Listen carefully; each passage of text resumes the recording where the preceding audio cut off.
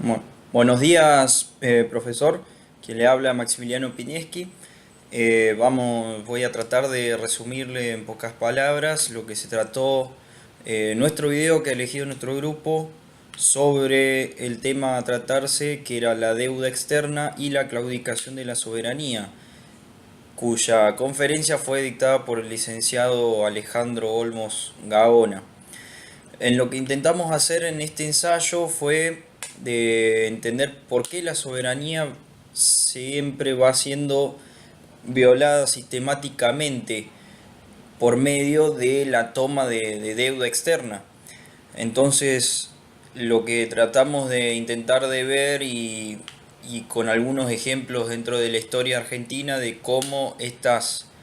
empréstitos que le pedimos a la banca internacional no solo que no sirvieron para desarrollar al país, sino que justamente todo lo contrario, solamente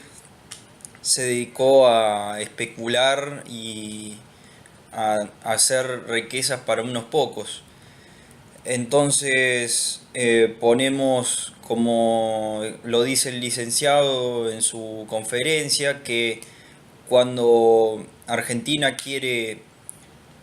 negociar estas deudas externas, se pone en una clara posición débil frente a las potencias y a los organismos internacionales crediticios. Por ejemplo, en los contratos de deuda, la Argentina renuncia a la posibilidad de defensa, renuncia a la inmunidad soberana del Estado. Es por eso que lo deja muy débil en cuanto a su derecho de defensa para tratar de negociar algunas deudas que la gran mayoría son ilegítimas. Y es lo que trata de hacernos explicar el licenciado en su discurso. También podemos decir que la bueno, nosotros tratamos de explicar qué era la deuda externa y qué era la soberanía. Por ejemplo, la deuda externa la entendemos como la suma de deudas que tiene un país hacia el extranjero, y la soberanía es la voluntad política que tiene un Estado de gobernarse y de determinarse a sí mismo sin independencia de otros poderes externos. También tenemos que ver cómo el papel que lleva adelante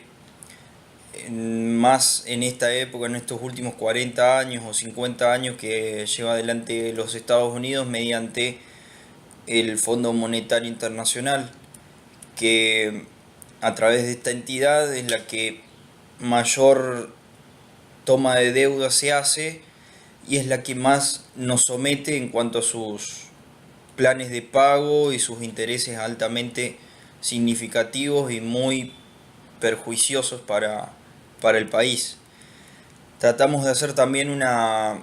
breve reseña histórica, por ejemplo, diciendo que en los años 30 y 40 había un gran proceso de industrialización y es en donde aquí prácticamente no se pedía mucho préstamo, sino que el mismo país es el que generaba ingresos. Pero más adelante en el tiempo, ya en las décadas de los 70, mediados de los 70, de los 80 y fundamentalmente en los 90, es donde eh, se llegan las ideas neoliberales y donde Argentina va a tener un papel bastante importante porque justamente las medidas que se van tomando van a perjudicar a la industria, van a perjudicar al Estado y como siempre en todos estos procesos de deuda siempre eh, perjudican al trabajador, a la gente de la clase media, que es la que más siente estos procesos económicos. También podemos ver cómo se pasa de tener un modelo estatal, o sea que el Estado es el que maneja la economía, a un modelo neoliberal donde el Estado es dejado de lado y los mercados son los que van a regular absolutamente todo. Eh, y a la vez de que se promulgan estas medidas neoliberales, es el aumento indiscriminado que hay sobre la deuda externa. En poco tiempo pasamos de antes de la dictadura militar del 76, pasamos de tener 8.000 millones en un periodo de no más de 7 años, 8 años, pasó a deberse 45.000 millones. Eso pasó hasta el 83. Pero después, en la década de los 90 se acentúa aún más la deuda porque se pasa de una deuda de casi 60 millones a prácticamente el doble, a deber 121.000 millones de dólares. Entonces se vuelve algo muy pesado para tratar de poder pagar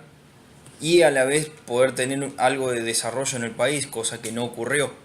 porque prácticamente lo que se hacía era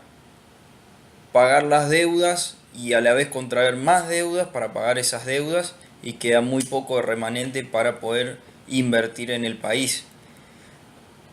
Teníamos que resaltar también que en el 92 Argentina ingresa al Plan Brady, cuyo objetivo era legitimar esas deudas externas, porque también cabe resaltar que el, el licenciado Olmos trata de hacernos notar lo que fueron esas deudas ilegítimas, es decir, que nunca sirvieron para el desarrollo del país, solamente para especular o para generar ganancia en algunos pocos. Y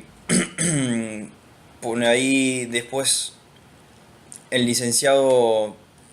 entiende que hay una uniformidad de pensamiento y que las deudas deben ser pagadas como sea, pero nunca se hace el planteamiento de si esas deudas son legítimas o ilegítimas. Entonces, es por eso que en una parte de la conferencia él hace referencia a una carta enviada a la expresidente Cristina Fernández de Kirchner, donde le hace constatar todas las pruebas que ha tenido para demostrar la ilegitimidad de las deudas contraídas y así eh, poderlas llevarlas ante un tribunal internacional. Pero como dijimos anteriormente, que la Argentina siempre renunció a todo derecho de defensa, entonces se le hacía muy difícil llevar adelante estos procesos internacionales para no pagar o para disminuir los montos de la deuda. Y ya para finalizar, el licenciado proponía ejemplos históricos de cómo se han pagado otras deudas que se creían ilegítimas, y pone el caso de la revolución bolchevique y del protectorado que hace Estados Unidos a Cuba después de su revolución e independencia de España. Y también pone como otra solución es que en cierta parte de la historia argentina se ha em, estatizado la deuda de los privados, entonces propone que el Estado llame a esos privados para que empiecen a devolverle todo, todos los montos de deuda que han sido renegociados gracias al Estado, y tratando de que no se ponga en riesgo el futuro del país.